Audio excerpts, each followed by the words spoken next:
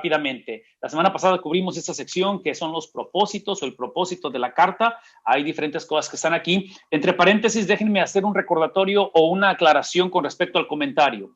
Y algunos de ustedes son completamente nuevos a la clase. Algunos de ustedes tomaron clase anteriormente, están reconectando. Por favor, véanme tantito, no vean sus libros ahorita ni su Biblia. Necesito que escuchen lo que estoy por decir porque es sumamente importante. Dentro del proceso de interpretación bíblica y de los 4 ciclos de lectura que enseña Dr. Bob Utley. Algunos de ustedes saben de qué estoy hablando, algunos de ustedes primera vez que lo escuchan, pero ese es el punto. No vayamos a los comentarios al principio del proceso de interpretar la Biblia. Voy a decir una vez más, no vayamos a comentarios de la Biblia. No vayamos a ninguna herramienta aparte de la palabra de Dios al principio de la interpretación de la Biblia. ¿Por qué? Porque hemos dicho y repetido muchas veces, y lo voy a repetir cada vez que me den la oportunidad de poder conectarnos. Quien toma prioridad en la interpretación de la Biblia es la palabra escrita, el Espíritu Santo y el lector. Esa es la prioridad, precedencia. Después de que hacemos eso, después de que meditamos en ella, oramos, después de que literalmente somos confrontados y escudriñados por su palabra, es después de que vamos a algunas de esas herramientas. Entonces, mantengan eso en mente, porque lo último que deseamos es ser influenciados por alguien más, por otra interpretación de la Biblia, sino que los comentarios, las enciclopedias, los diccionarios e inclusive otros sermones de estos pasajes pueden ayudarnos a verificar o tal vez van a retar nuestra teología, nuestra doctrina. Nada malo con eso, pero la autoridad se encuentra en el autor original de la Biblia, que es el Espíritu Santo, que de acuerdo al plan redentor de Dios usa a hombres y mujeres específicos a través de la historia para comunicar este mensaje. Así es que, una vez más, esto para mí es de suma importancia, recordarnos unos a otros, y esta tarde queremos, una vez más, hablar acerca de este capítulo número 1. Una de las maneras o una de las herramientas que Dr. Bob presenta, y espero que lo estén viendo ahí en la pantalla, y esto lo estoy haciendo nada más para que aprendamos a navegar o a usar esas herramientas, después de que hemos leído, después de que hemos orado, después de que hemos meditado personalmente en la Biblia, ¿sí? Quiero que vean que en sus comentarios, ahí lo que tienen enfrente es que hace él estas columnas y en lo que está haciendo está bosquejando, en este caso el capítulo 1. Y el bosquejo lo basa, por favor escuchen, después de haber leído, y por eso llamamos ciclos de lectura, es donde él hace estos ciclos de lectura que se recomiendan. Si se fijan aquí, es donde los pone él. Aquí está, aquí donde dice ciclo de lectura 3, ¿sí? Y él hace una explicación de eso, de cómo se hacen los ciclos de lectura, pero aquí está el punto. Mi punto es este. Esto que está enfrente de ustedes, que son las divisiones de párrafos de traducciones modernas, es simplemente una manera de ver que después de hacer los ciclos de lectura, la razón que comparamos diversidad de traducciones de la Biblia es que esto lo ha afirmado Dr. Bob, y se los voy a hacer el comentario a ustedes. Lo que va a afirmar él es que las traducciones de la Biblia son comentarios de la Biblia. No es más, las traducciones de la Biblia son comentarios de la Biblia. Entonces, observen en este caso, Filipenses 1, cómo es que está bosquejado de acuerdo a las diferentes traducciones, desde la Reina Valera, 1990, desde lo que viene siendo la New Revised Standard Version, que si no me equivoco, la traducción de ella es la Biblia de las Américas, y a lo mejor estoy equivocado, no estoy completamente seguro, pero creo que es la Biblia de las Américas. Dios habla hoy, y eventualmente la Biblia católica, que es una Biblia, la Biblia de Jerusalén, que es una de las Biblias católicas. En fin, todo esto es para que comparemos la división, el bosquejo, cómo está separado de acuerdo a cada una de estas Biblias. Esto ayuda para entender, una vez más, aquí es el punto, ayuda para entender la centralidad del mensaje que el autor quiso compartir. ¿Qué estoy diciendo? Una vez más, esto es importante. Cuando los autores recibieron la inspiración de su espíritu, compartieron este mensaje, ya sea que lo hayan compartido de una manera verbal o lo hayan puesto por escrito, cualquiera que sea el caso. Cuando ellos escribieron, y específicamente en el Nuevo Testamento, también en el Antiguo, pero en el Nuevo, típicamente estas fueron cartas o evangelios, hablando de Mateo, Marcos, Lucas y Juan, hablando de un libro histórico como Hechos, o cualquiera de las epístolas, típicamente se les conoce como escritos o cartas circunstanciales. La palabra circunstancial está diciendo que algo estaba sucediendo en la vida del autor y de los destinatarios, a quien le escribió estas cartas, algo estaba sucediendo históricamente, contextualmente, relacionalmente, teológicamente, doctrinalmente, estructural. Algo estaba pasando que orilló a estas personas a escribir. Entonces, cuando ustedes ven en el comentario esas columnas de las diferentes traducciones de la Biblia, nos ayuda a procesar y a indagar, porque aquí está el punto. A menos que sepamos los sucesos, el contexto, otra vez, ¿qué está pasando? ¿Qué orilló a que estas cartas fueran escritas? ¿Qué problema están lidiando? ¿Qué circunstancia? Muchos de estos son cosas positivas, algunas son cosas negativas. A menos que sepamos eso, por favor, escuchen lo que voy a decir. No hay manera que podamos afirmar esto es lo que dice el Señor. No estoy diciendo que no tenemos la habilidad, por favor escuchen, no estoy diciendo que no tenemos la habilidad de darnos una idea qué está diciendo la Biblia, o la clásica es, esto es lo que yo entiendo que me dice el Señor a mí. No hay nada malo con eso si queremos hacer este tipo de lectura devocional, de simplemente compartir lo que pensamos. Pero trágicamente, escuchen lo que voy a decir, trágicamente, muchos de nosotros venimos o vivimos en contextos donde nuestros estudios de la Biblia, nuestra predicación o enseñanza está basada en que nos reunamos, y en este caso típicamente es virtual, abramos la Biblia, leamos un pasaje y literalmente vayamos alrededor del grupo preguntando, ¿y tú qué piensas? ¿Y tú qué entiendes? ¿Y cómo ves este pasaje? Entonces, ¿qué es lo que estamos haciendo? Estamos compartiendo nuestros pensamientos del pasaje.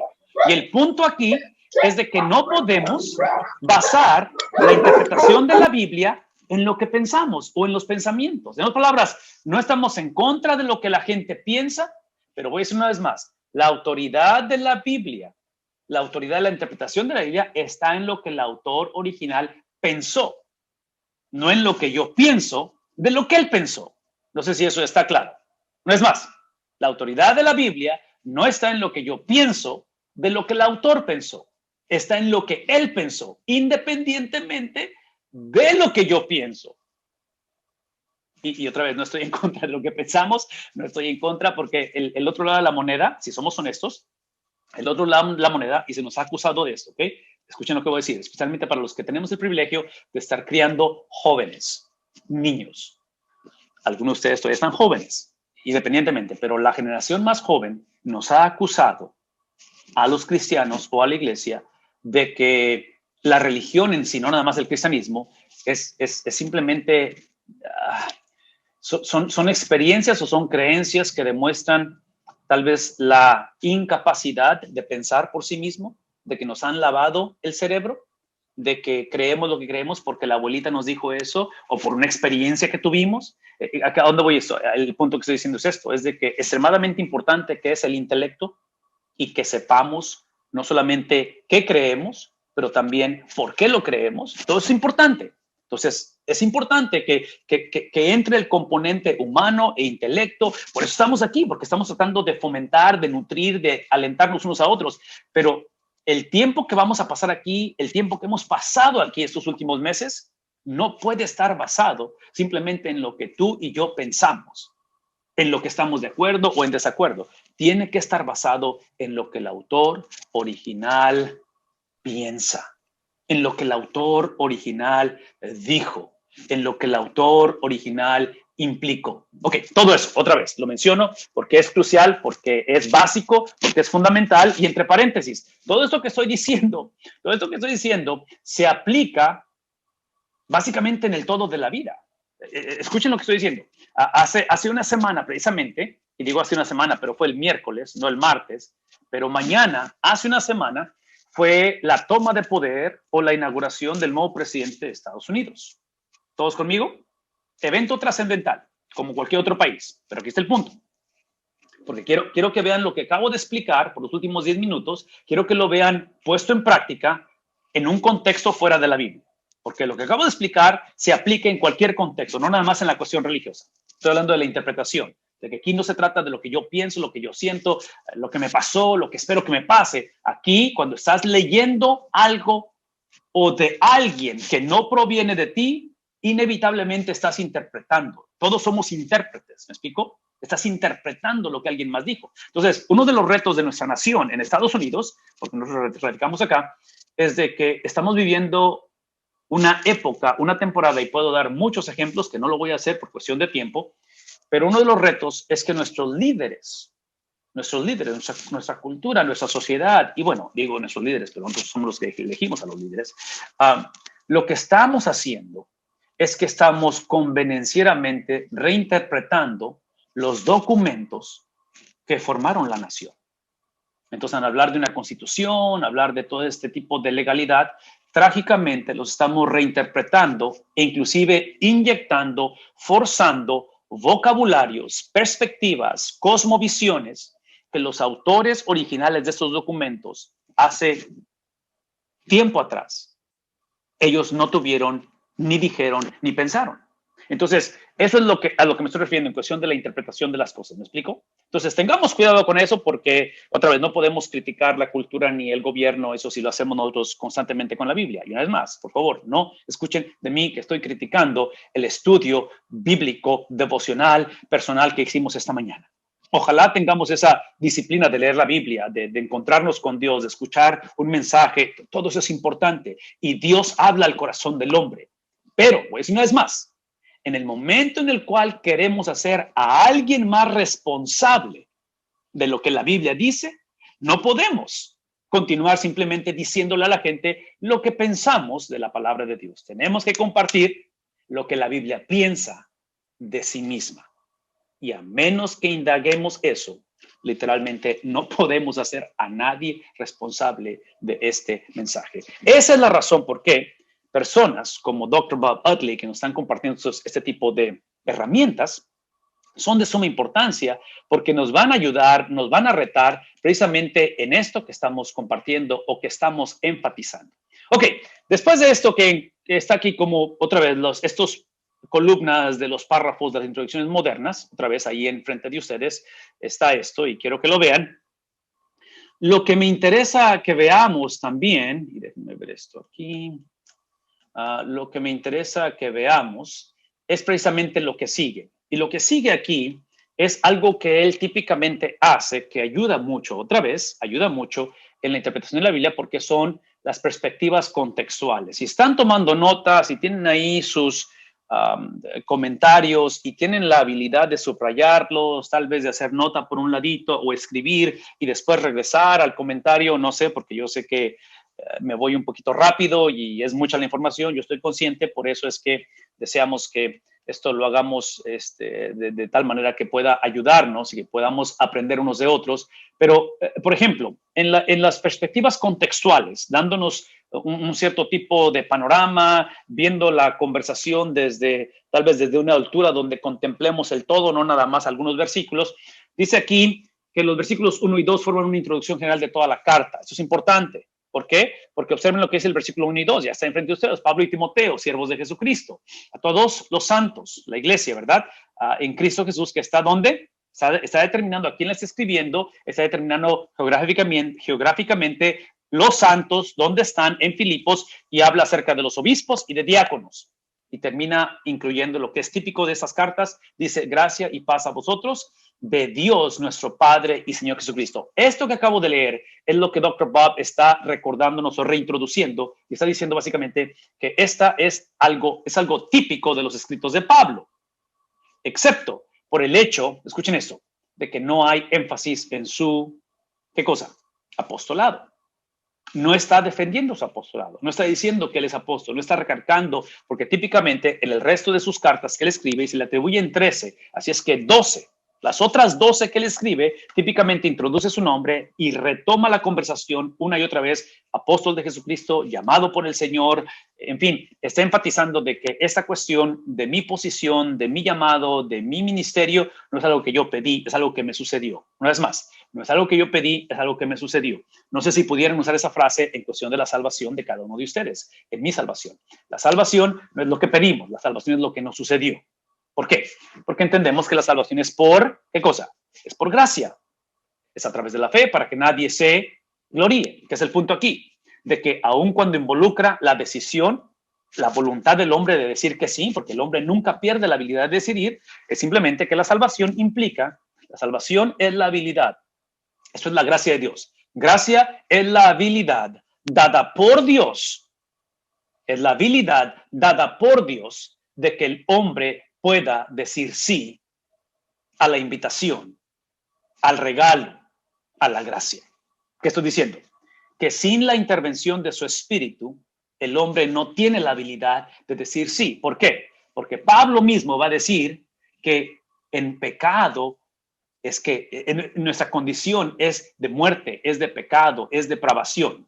Entonces, no sé, todo esto lo menciono porque él en este caso está omitiendo ese énfasis y la razón por qué lo hace, la cuestión de no enfatizar su apostolado, de acuerdo a lo que estamos viendo aquí, es de porque él tenía una relación buena, donde él no siente la necesidad de estar convenciéndolos a ellos. En fin, todo esto lo menciona aquí la introducción de este capítulo 1, donde habla acerca, algunos ejemplos son como este envío de ayuda financiera, y la otra es, ¿qué otra cosa encontramos aquí? Bueno, una de ellos vamos a hablar acerca del ayudante que le van a mandar a Pablo ellos mismos.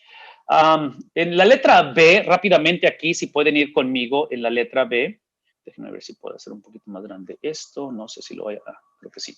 Ok, en la letra B encontramos que los versículos 3 al 8, ¿sí? Ya hablamos de los primeros dos. Del 3 al 8 son la oración o es la oración de Pablo. ¿Qué tipo de oración? De acción de gracias por esta iglesia. Otra vez, contextualicen eso con la cuestión de que él tenía una relación maravillosa, si la ven aquí, donde estoy aquí encerrando esto, y lo conecta con ahora con una acción de gracias, de tal manera que esta acción de gracias por la iglesia, esto incorporan las principales verdades de la cristiandad y establecían la agenda de la carta. Es parte de ello. Otra de las cosas importantes es la letra C, donde habla acerca de la participación conjunta con.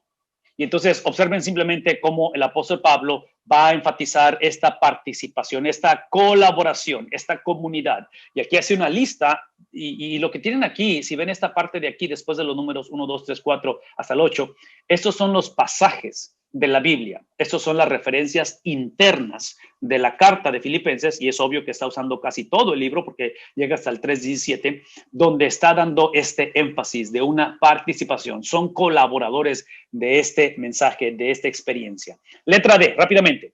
Quiero que vean el bosquejo, no sé si ya captaron eso. En la letra A habló de versículos 1 al 2, en la letra B habló de versículos 3 y 8, en la letra D son los versículos 9 al 11. En el versículo 9 al 11 es la oración de Pablo, y aquí está la oración, vean la oración, por el crecimiento espiritual y la madurez de la iglesia. Entonces, regresen conmigo a la letra B.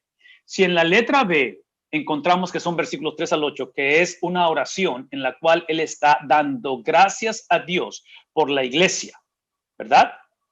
Los cuales han incorporado, la iglesia, las verdades principales del cristianismo.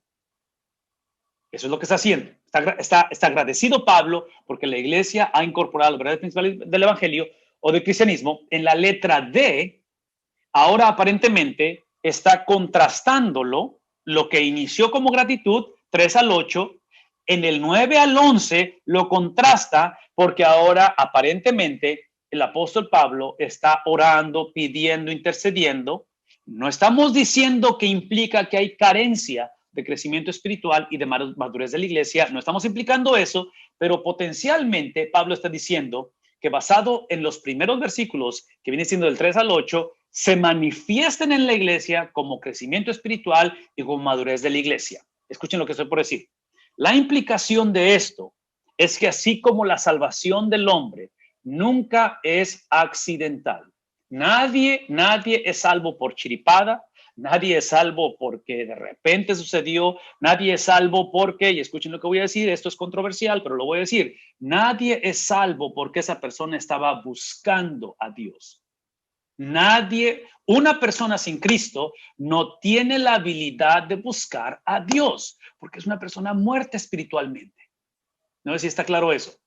Solamente los cristianos tenemos la habilidad de buscar a Dios. No estoy diciendo, espero que eso no lo tomen como ofensa, no estoy diciendo que una persona sin Cristo no pueda ser moral, no pueda hacer cosas buenas. Claro que lo pueden hacer.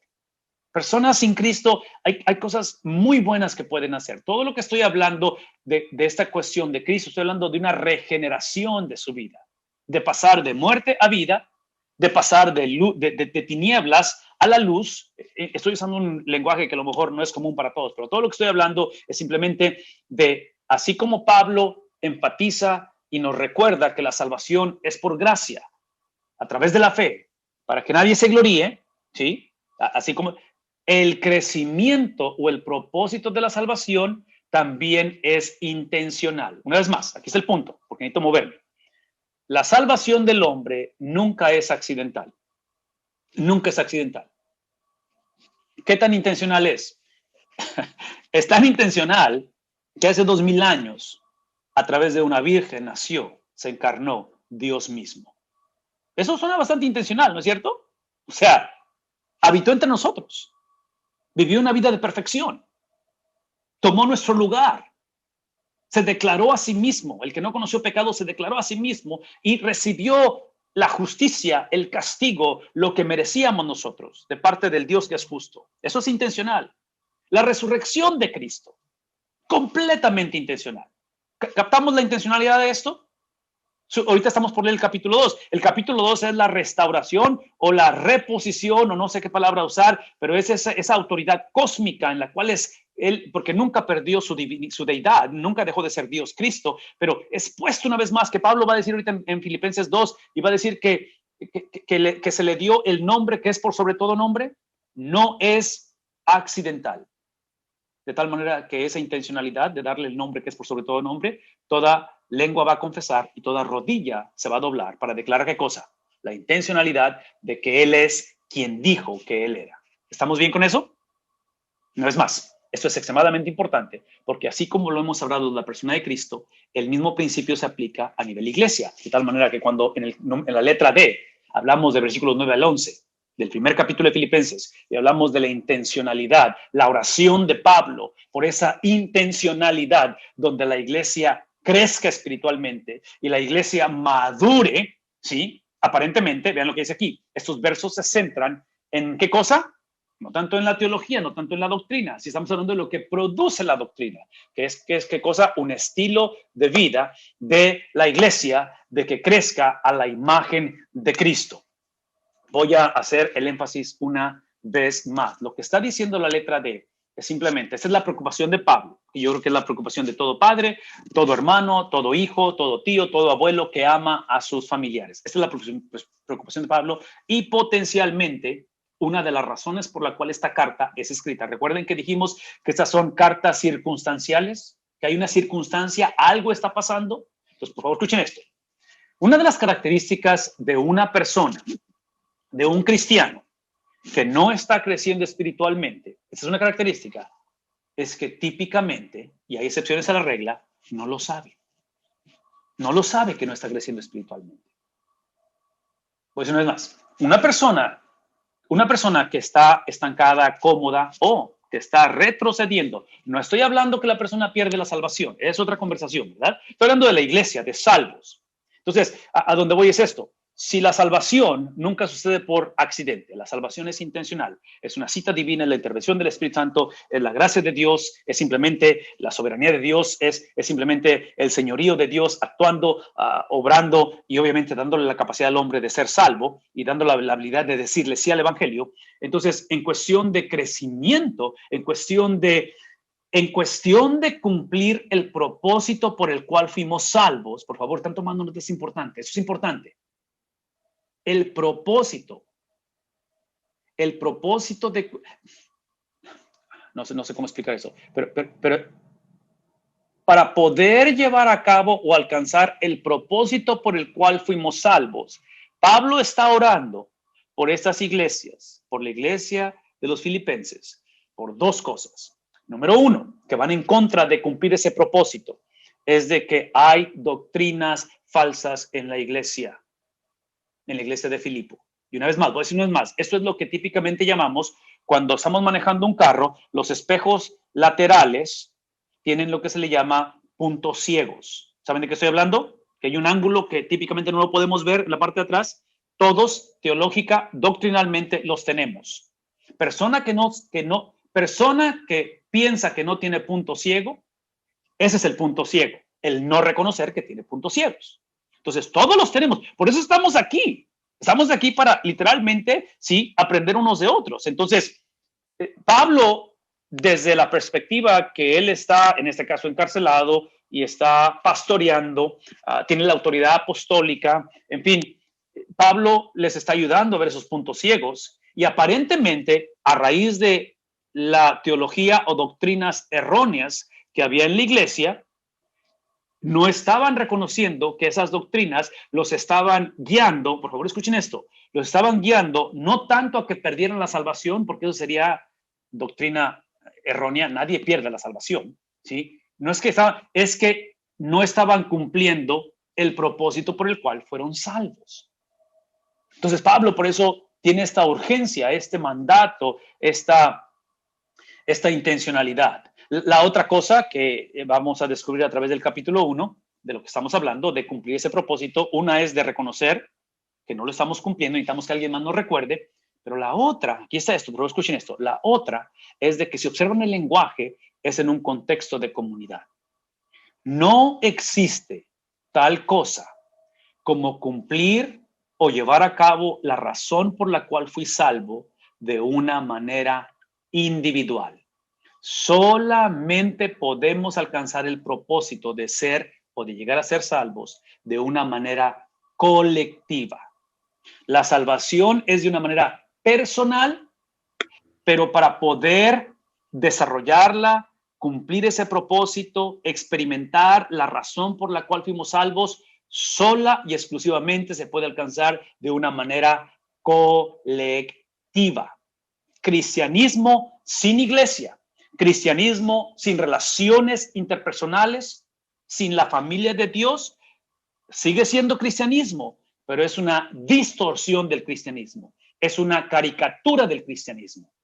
Es algo de lo cual trágicamente no estamos cumpliendo el propósito por el cual fuimos salvos. De tal manera que ahí en la letra D, él termina diciendo, otra vez, es el estilo de vida de los filipenses, ¿a la imagen de quién? No de ellos. No, o sea, Pablo no, el problema de los filipenses es que estaban tratando de ser mejores ellos en su vida. Aquí el punto no es ser mejor, aquí el punto es ser como Cristo. Mientras que los versículos 3 al 8, que acabamos de hablar de ellos al principio, vean esto, ¿se centran en qué cosa? Subrayen eso o escríbanlo. Los versículos 3 a 8 se centran en la posición en Cristo. Versículos 3 al 8 es en la posición en Cristo. Entendemos que la salvación tiene dos aspectos. Uno de ellos es, una vez más, es la posición que tenemos en Cristo. Eso se traduce, la posición en Cristo es la justificación y es la santificación posicional. Una vez más, están tomando nota, sumamente importante.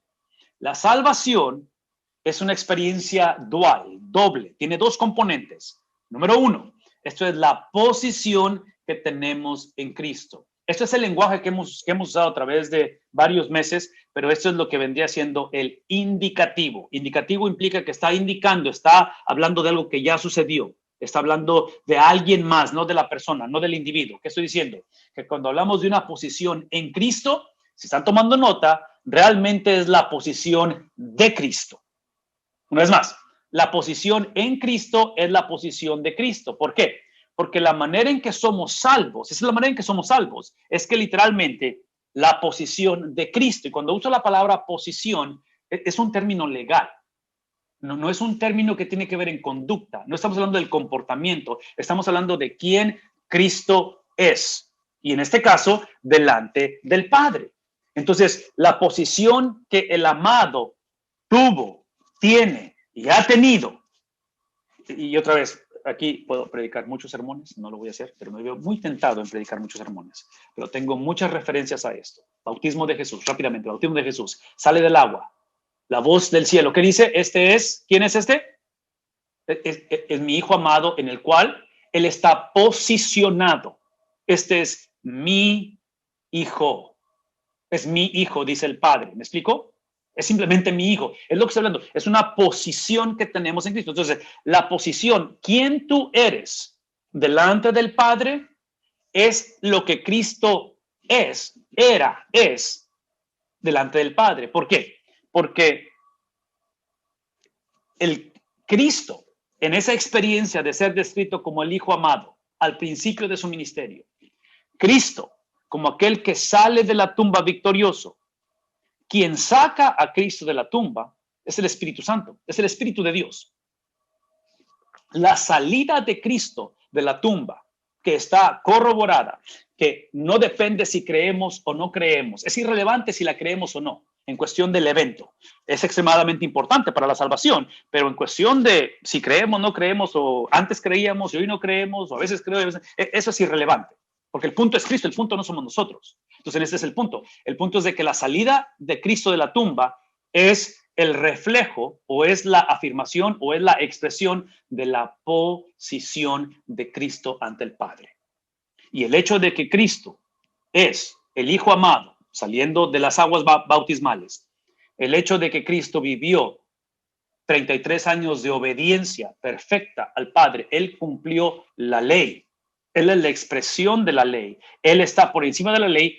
Esa obediencia perfecta es lo que lo calificó, lo hizo acepto, no solamente como hijo, pero como hijo victorioso, de tal manera que la muerte no pudo contenerlo. ¿Qué estoy diciendo? Todo esto lo estoy explicando, lo estoy enfatizando, porque la posición en Cristo, por favor, escuchen esto, no pierdan esto, no pierdan esto. Alguien tiene que escuchar esto esta tarde.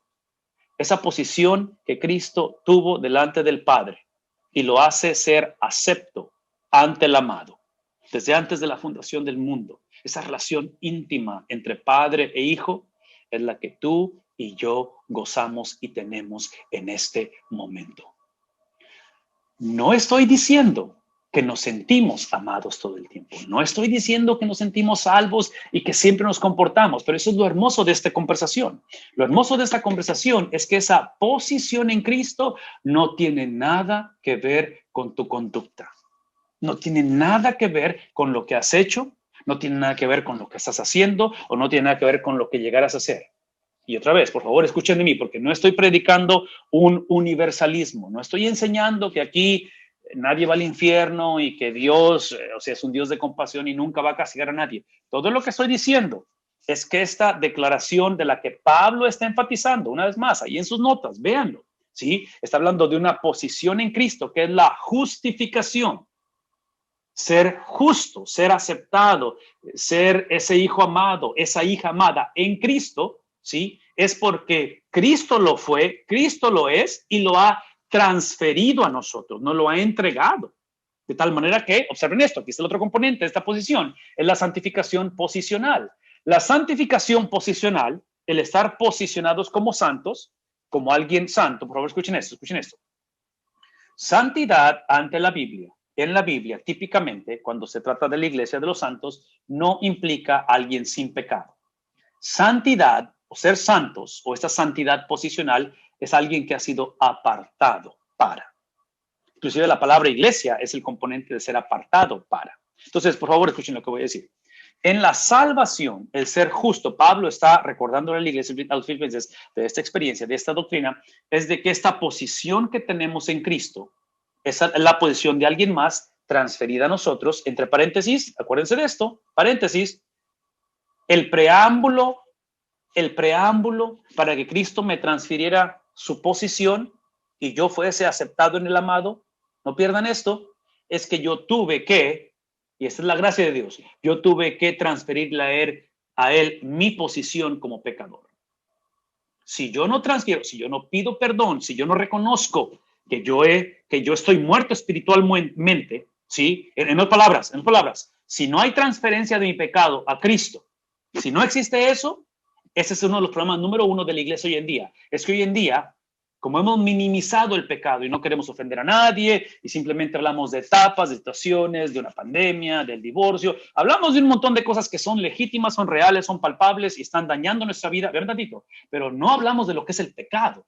No hablamos de la afrenta, de la rebeldía, de la intencionalidad, de la cual nuestro padre Adán no solamente cometió, pero nos transfirió. No hablamos de la santidad de Dios. Nunca hablamos de eso. Siempre hablamos acerca de las cosas que hemos hecho y cómo son excusables, cómo es de que estaba joven, simplemente fue la etapa. Es un momento en el cual no me deberían de haber hecho enojar. Siempre estamos justificando eso, obviamente.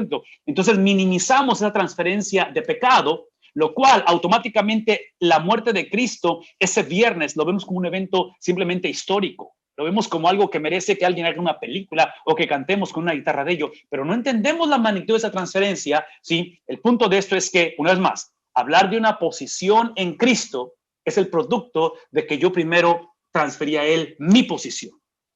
Y yo transferirle a Él mi pecado,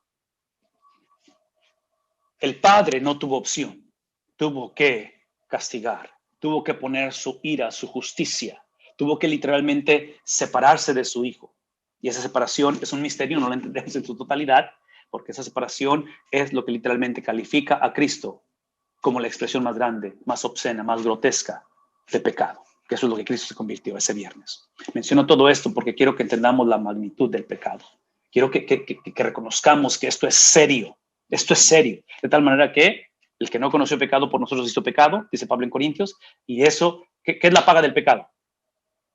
Entonces, Cristo no solamente sintió remordimiento, Cristo no solamente sintió un dolor o una depresión o estaba en un momento de bipolaridad. Cristo literalmente tomó su último suspiro, su último hálito y confesó, consumado es.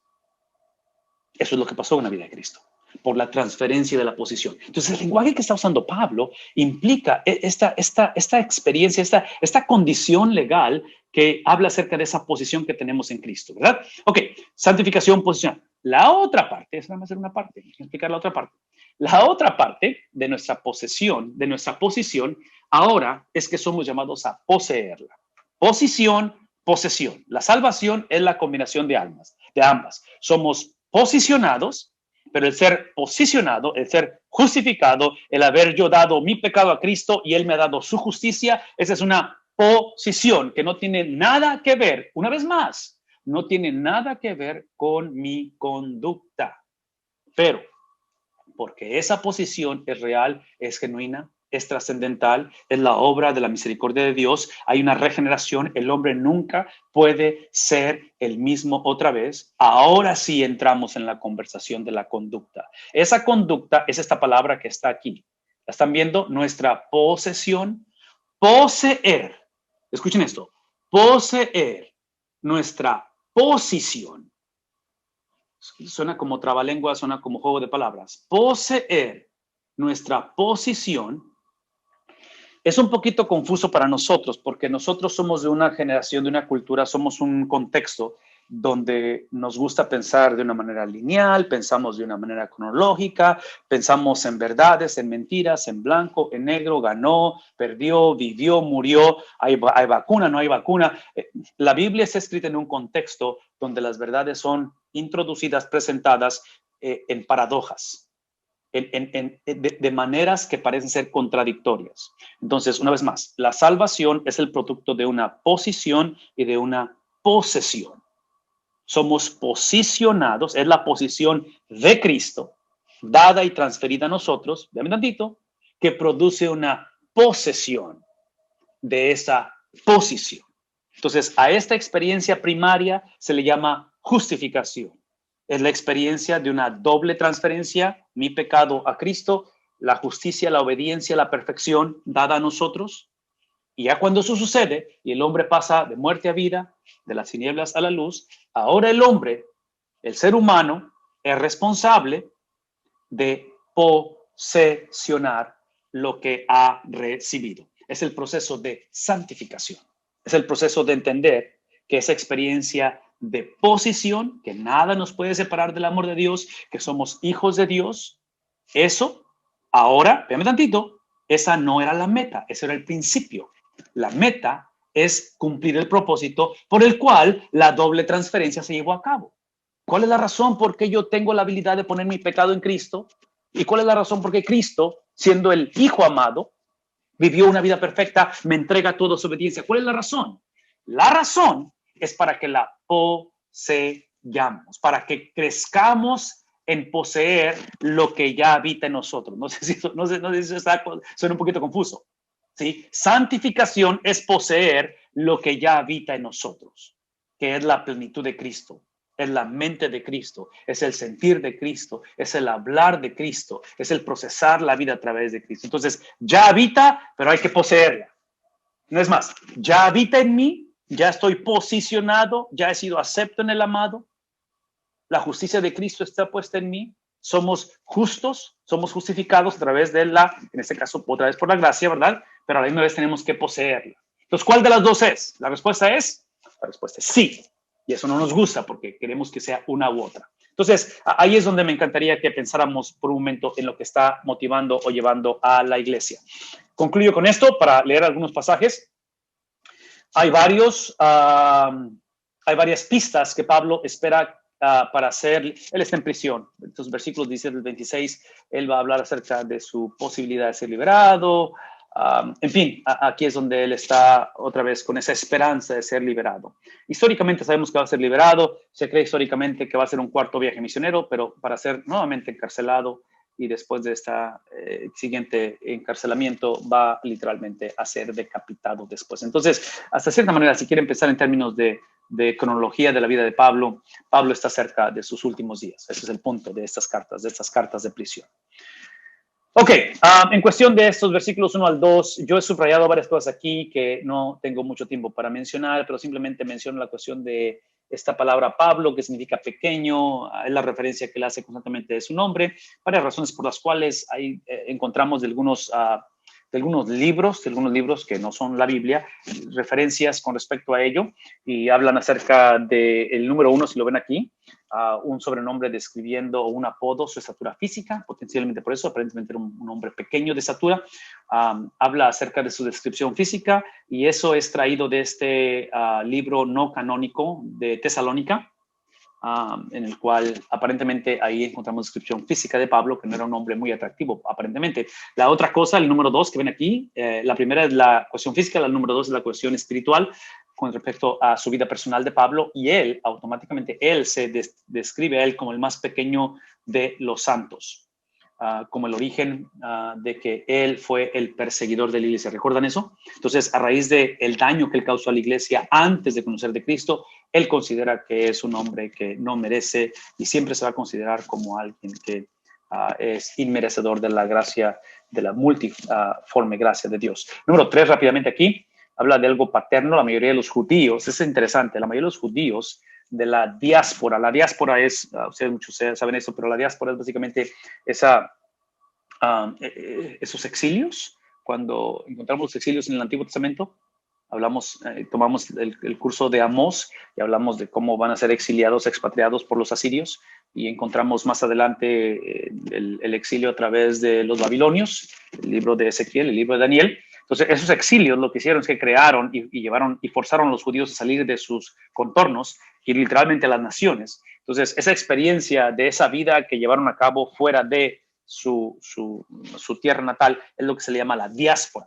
Entonces, la mayoría de los judíos, ven aquí al final, la mayoría de los judíos de la diáspora, judíos que vivían fuera de Palestina por, otra vez, las dispersaciones o los exilios, se les daba dos nombres al nacer. Por lo tanto, se cree que en el hebreo, potencialmente, el nombre era Saulo. Y en cuestión del griego, era Pablo.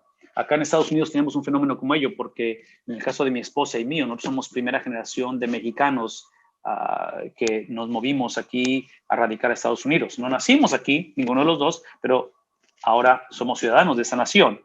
Pero nuestros hijos, ellos son nacidos en Estados Unidos, entonces son segunda generación de, en este caso, de personas que inmigraron, que es el punto de que somos una mezcolanza de culturas. Algo está riéndose en los nombres, tanto griego como hebreo, y potencialmente ello.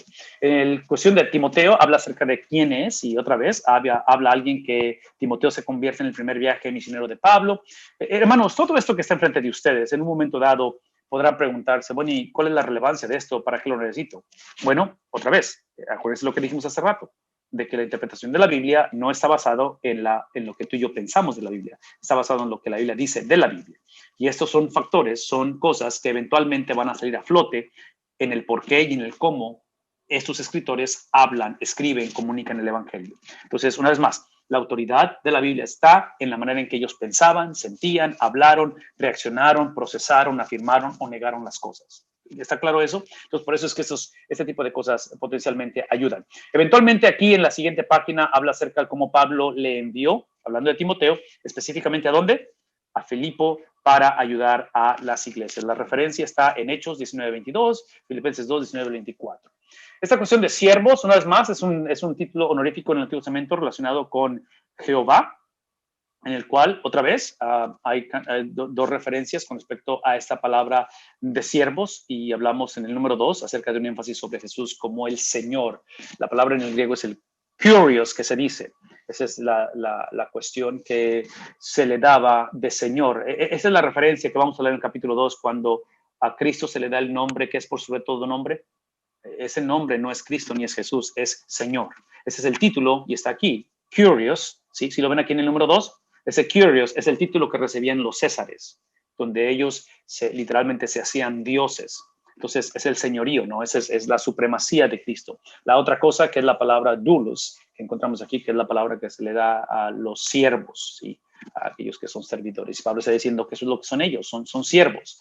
A todos los santos, una vez más, otra vez aquí está la descripción de santos, los que son apartados exclusivamente para el servicio de Dios, que es la iglesia, que somos todos, ¿no? Entonces, una vez más, no, aquí está el no se trata de una vida sin pecado, sino, en el contraste, esta cuestión de santos es simplemente los creyentes, los cuales tienen una posición legal, foránea de alguien más en Cristo. Es lo que acabo de explicar, ¿verdad? La posición que tenemos en Él. Somos apartados por Él, y esa es la razón que somos apartados por Él. Aquí esto es importante, ¿sí?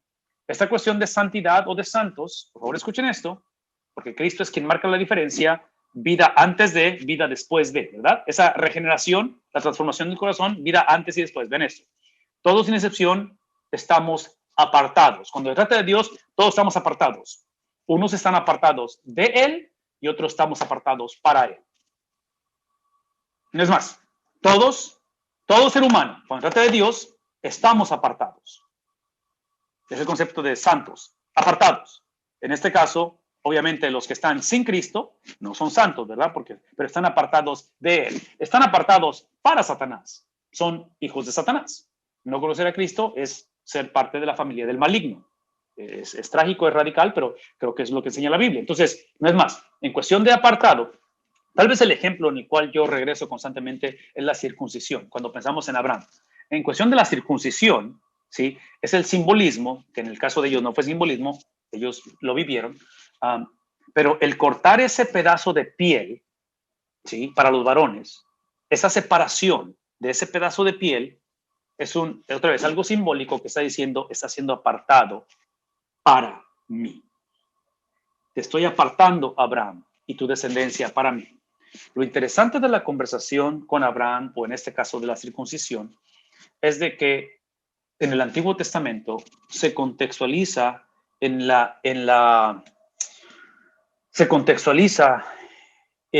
el entendimiento, en la perspectiva de pactos. Es un pacto, es lo que entendemos, ¿verdad? Es el concepto de pacto. Te estoy apartando para mí.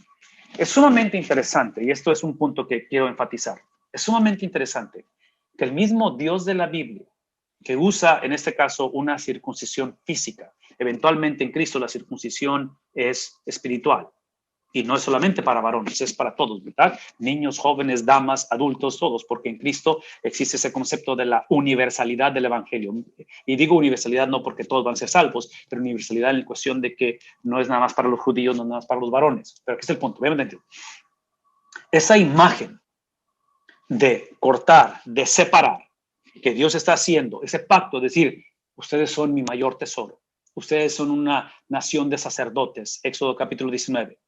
Todo eso, hablamos de pacto.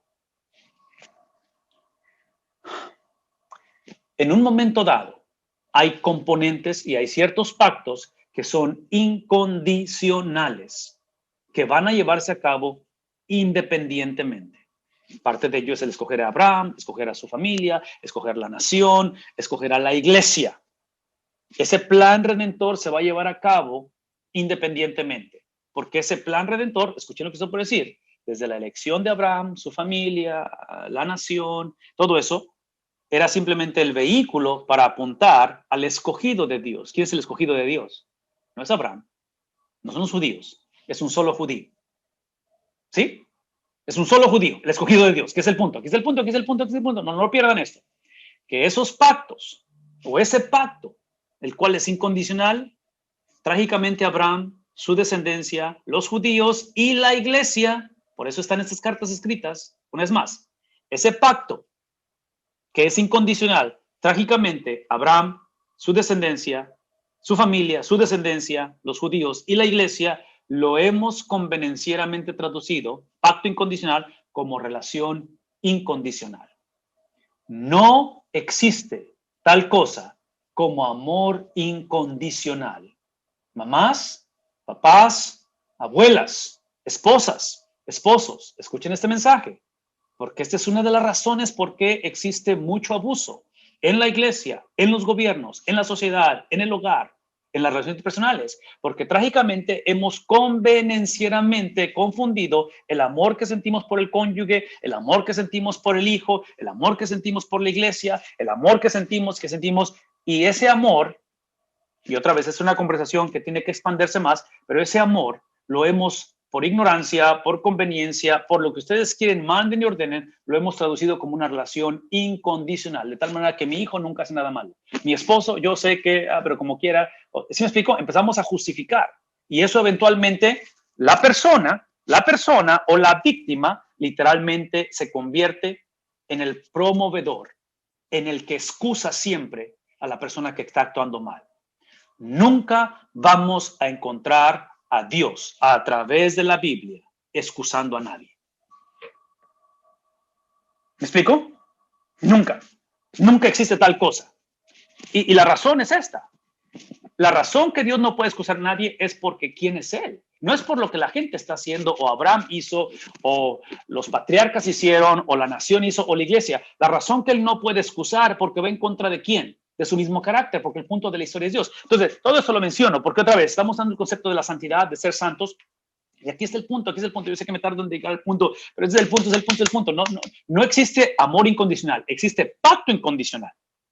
Eso sí existe, un pacto incondicional. En otras palabras, parte de la salvación es que es irrevocable, la salvación no se pierde, pero eso no implica, el hecho de ser salvos no implica que tenemos una relación incondicional con Dios. La relación del cristiano con Dios siempre tiene condiciones. Y aquí está la pregunta. ¿Cuál es la condición ahora que somos salvos para relacionarnos con Dios? ¿Cuál es la condición? Y otra vez, esa palabra condición, si somos honestos, es una palabra que suena negativa, ¿no es cierto? O sea, condicionar a alguien suena negativo, especialmente en una cultura donde queremos autonomía, independencia y expresión, ¿verdad? De que expresa lo que siente, no te guardes nada y todo eso. Ok, escuchen lo que estoy diciendo. La condición o las condiciones del cristiano es la persona de Cristo. Cristo, sus 33 años, sentaron los parámetros de lo que es aceptable y no aceptable ante el Padre. Cuando nuestros pensamientos, cuando nuestro hablar, cuando nuestro sentir y actitudes no van de acuerdo con los parámetros de Cristo, se le llama, ¿qué cosa? Pecado. No sé si eso está fácil de procesar. No es popular, ni creo que vaya a vender libros eso, pero todo pensamiento, todo sentimiento, toda palabra, toda actitud que vaya en contra de los pensamientos, del sentir, del hablar, de la actitud de Cristo, es pecado, es rebelión.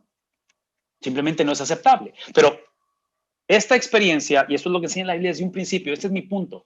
La Biblia lo enseña desde un principio, usando la analogía de, o el concepto de, en este caso, de la circuncisión.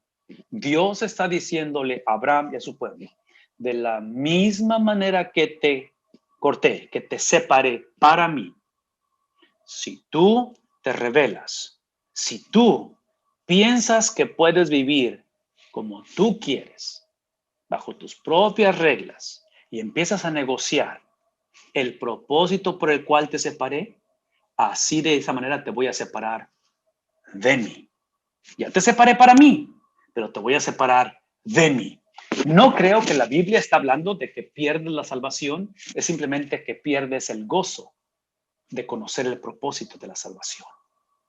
Entonces puedo dar un montón de ejemplos, uno tras otro, y el pueblo de Israel, porque otra vez hay mucha necesidad en el pueblo de Israel, esas iglesias que estamos leyendo, Filipenses, Efesios, son iglesias que estaban súper emproblemadas con Dios, porque esas iglesias han negociado el evangelio, y en la iglesia hay mezcolanza. Hay el mezclar la doctrina con otras cosas, y la otra que está la iglesia emproblemada es porque viene severa persecución, especialmente la carta de Apocalipsis, el libro de Apocalipsis. Apocalipsis es una carta que está escrita en un contexto de severa persecución. Por eso a mí se me hace tan injusto y se me hace una burla pensar o escuchar o ver sermones o libros que quieren ver el libro de Apocalipsis como si fuera una bola de cristal, como si fuera un horóscopo,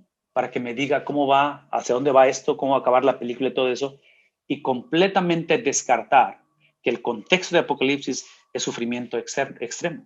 ¿Qué estoy diciendo? Que en un momento dado, lo que está haciendo Juan a través de Apocalipsis está trayendo un mensaje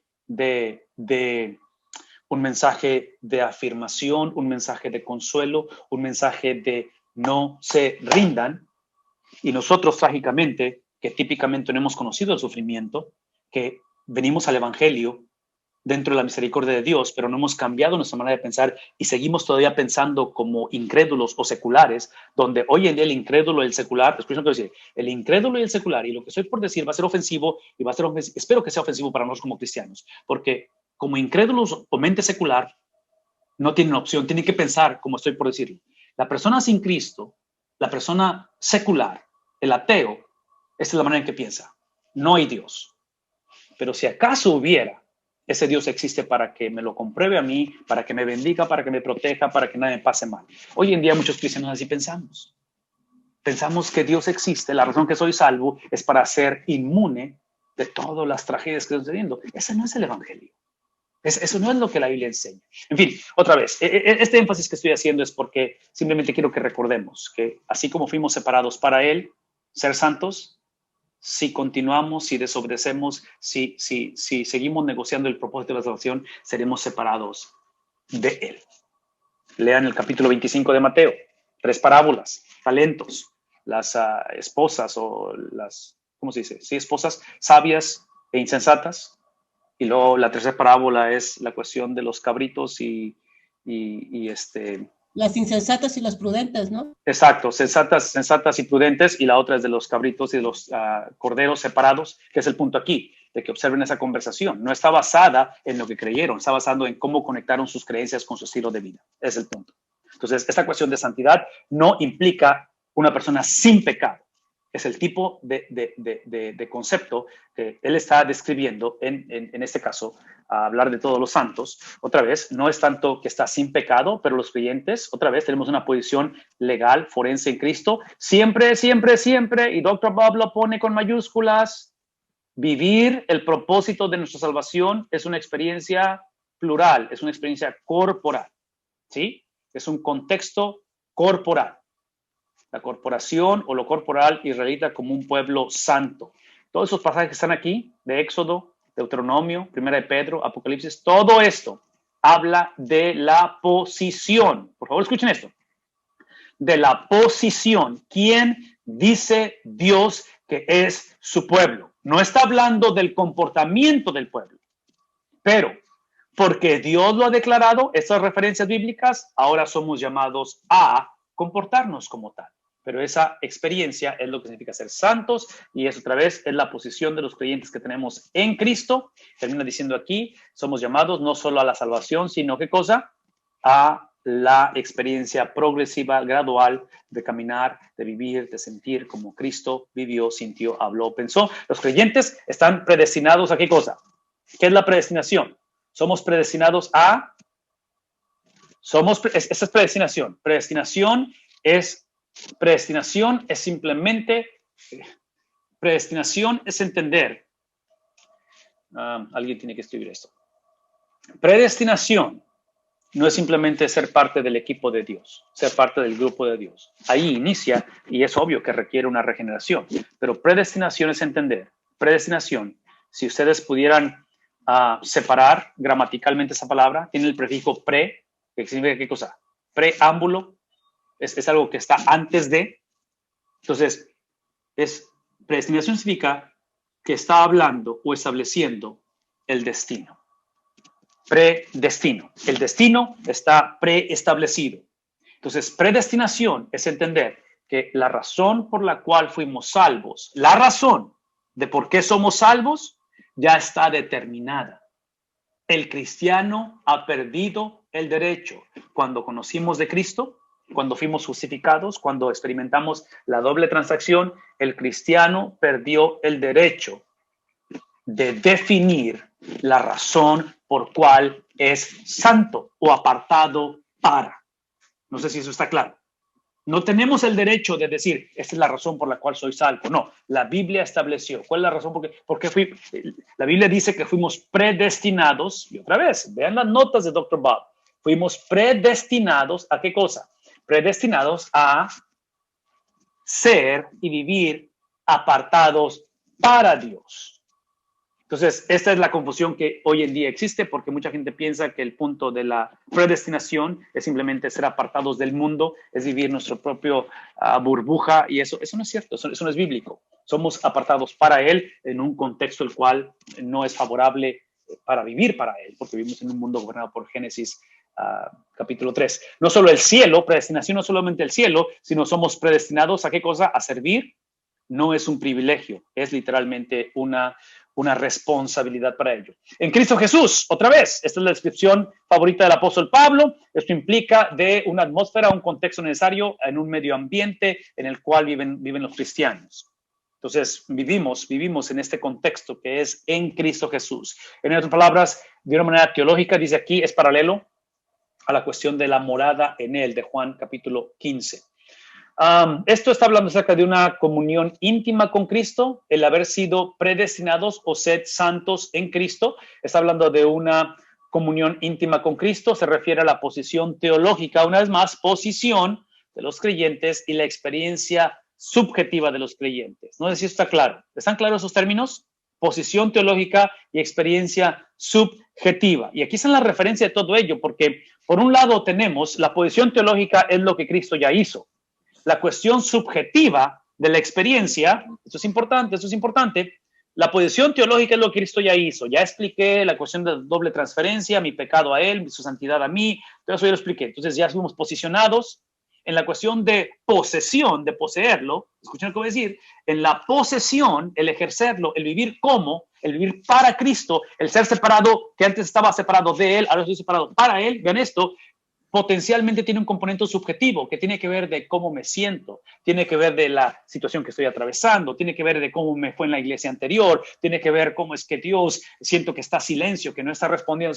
Hay un componente subjetivo, lo cual está incluido y es importante. Lo que está recordándonos la Biblia es la cuestión de que ahora esta salvación, esta santificación, este ser apartado para, en Cristo, involucra a los dos, de tal manera que termina diciendo esto. En algunos pasajes, en Cristo, que involucra a los dos, posición y posesión, objetivo y subjetivo, es casi sinónimo en esta cuestión de en la iglesia.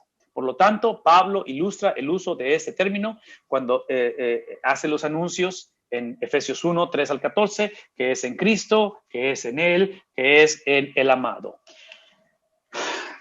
Lo voy a usar esto como un break, pero déjenme explicar o recordar algo que me encanta hablar. Así que lo voy a hablar otra vez porque me encanta hablar de esto. En la carta de los Efesios, en Cristo o en la iglesia, estas son las cosas que Pablo va a hablar a los Efesios. Y los Efesios lo necesitan, yo creo que tú lo necesitas y yo lo necesito. Esto que se puede decir. En el capítulo 1 de Efesios, Pablo habla de lo que el Padre hizo en Cristo y a Cristo. La preeminencia, la supremacía, lo especial, el amado, el resucitado. Estamos hablando de eso. Por favor, escuchen esto. Capítulo 1. En el capítulo 2, porque el contexto de Efesios, que es similar al de Filipenses, hay mucha rivalidad, hay mucha división entre judíos, gentiles, entre griegos, entre romanos. Es un caos en cuestión de racismo, en cuestión de diferencias. Vean lo que estoy por decir. Así como Pablo describe esa unidad que tiene el Padre con el Hijo, esa relación hermosa entre ellos, esa supremacía de Cristo, en el capítulo 2 y en el capítulo 3, Pablo va a enseñar que lo que el Padre hizo al Hijo en el Hijo lo ha hecho a la iglesia. Con el Padre. Entonces, esta experiencia de hacérselo a la iglesia, por favor escuchen lo que estoy por decir, esta experiencia de lo que ahora Cristo ha hecho en la iglesia, a la iglesia, es lo que automáticamente ese privilegio de ser predestinados, ese privilegio de ser aceptados en el amado, ese privilegio de ser empoderados en Cristo, ese privilegio de que somos más que vencedores, ese privilegio, y podemos hacer de esto, va a decir el apóstol Pablo, es una responsabilidad, donde ahora no hay judío, no hay griego, no hay gentil, ahora no hay, ¿sí me explico? En otras palabras, si esto es verdad, has perdido el derecho de etiquetarte uno a otro. De que no puedes seguir considerando, evaluando o experimentando tu salvación y el propósito de la salvación subjetivamente. No puedes seguir, y otra vez, aquí estoy hablando de cosas controversiales y difíciles de hablar, pero el problema del divorcio hoy en día, que no es el pecado imperdonable. El divorcio no es el pecado imperdonable, pero el problema con el divorcio entre los cristianos es que los divorcios de los cristianos hoy en día, lo cual entre paréntesis, no hay matrimonio que esté exento de experimentarlo. Entonces, lejos estemos de decir que somos intocables o inmunes, ¿verdad? Lejos, nos puede pasar a cualquiera, pero escuchen esto. El problema del divorcio es que hoy en día la mayoría, un porcentaje muy alto, la mayoría no son divorcios autorizados, aprobados por Dios. Son divorcios que están basados en lo subjetivo, en lo que me hizo, lo dejé de amar, ya no puedo estar con él, es que me enamoré de alguien más. ¿Me explico? ¿Sí ven lo que está pasando? ¿Está basado en qué cosa? En mi experiencia, en lo que pienso, en lo que siento, en lo que me pasó, en cómo no cambia, en cómo yo no puedo cambiar, en cómo es que soy mejor si estoy sola. ¿Sí escuchan eso? Entonces, menciono esto, que es real y tangible y que son conversaciones muy difíciles, las menciono porque esa conversación, esa subjetividad, la hemos convenencialmente trasladado a la experiencia con Cristo. De tal manera que hoy en día, muchos cristianos batallamos. Y batallamos porque hemos creído en Dios, simplemente no le creemos a Dios. Basamos nuestro cristianismo, nuestra habilidad de creer, basamos nuestra experiencia en lo que vemos, en lo que sentimos, en lo que nos pasó, en lo que nos dijeron, en lo que yo pienso, cómo fui criado, quién fue mi papá, la situación con mi hermano. ¿Sí me explico? Y otra vez, esas experiencias son válidas. Yo no estoy en contra ni minimizo el dolor que estamos sintiendo. Todo lo que estoy diciendo es de que si recordáramos que la experiencia de salvación no es para evitar las dificultades. La experiencia con Dios, la predestinación, es para que le demos propósito a las dificultades. Y el apóstol Pedro, en su primera carta, nos va a recordar, esta es una de las razones que escribe primera de Pedro, va a decir, es obvio que estamos en un mundo gobernado por el príncipe del aire. Es obvio, no tenemos que indagarlo, simplemente veamos la realidad de la fragilidad y lo distorsionado que es este mundo. Pero ese es el punto. Pablo está diciéndole a la iglesia de la dispersación, si acaso experimenta sufrimiento, asegúrense que es el sufrimiento porque estamos caminando como aquellos que hemos sido apartados para Él. Que hemos entendido que el propósito de la salvación no es simplemente una conducta, es una persona. Que al final de la jornada, aun cuando el reporte del doctor no mejore, y aun cuando el cáncer siga avanzando y se ve irreversible la cosa, al final, cuando el ser humano, cuando el Hijo de Dios toma su último hálito y entrega su espíritu, lo que recibes al final no es simplemente calles de oro, mar de cristal, todo eso está incluido, pero con quien te vas a encontrar es una persona. Por eso el Padre constantemente dice, yo soy tu herencia. Al final lo que recibes es mi persona. Si pudiéramos pensar y navegar y vivir la vida de esa manera, si pudiéramos pensar en términos en los cuales ¿sí? La subjetividad, las experiencias, los errores, la conducta, la rebeldía que como cristianos trágicamente experimentamos, no lo minimizo. Y sé que muchos antes íbamos a la iglesia, muchos estamos cuestionando la iglesia, muchos no queremos saber nada de la iglesia. Estoy consciente y otra vez, si escuchara tu testimonio, definitivamente te voy a dar el beneficio de la duda, pero independientemente qué nos pasó o hacia dónde va esto, pastores, muchos estamos pensando en dejar el ministerio. Muchos venimos de hogares donde nuestros padres dejaron el ministerio. Independientemente, nada de eso cambia, modifica, transforma los propósitos, los planes del Dios de la Biblia. La razón por la cual hemos sido llamados. Y la iglesia de Filipenses tenía que escuchar este mensaje porque estaban batallando mucho con todo esto. En fin, déjenme avanzar. Aquí habla en este pasaje de obispos y de diáconos. No sé si ustedes han leído esto o han considerado, pero aquí hay algunas cosas que mencionan importantes con respecto a este título o a esta cuestión de obispos. Ahí ustedes lo ven enfrente de ustedes. Los títulos de pastor, anciano, obispo, supervisor, básicamente la misma función en la iglesia local.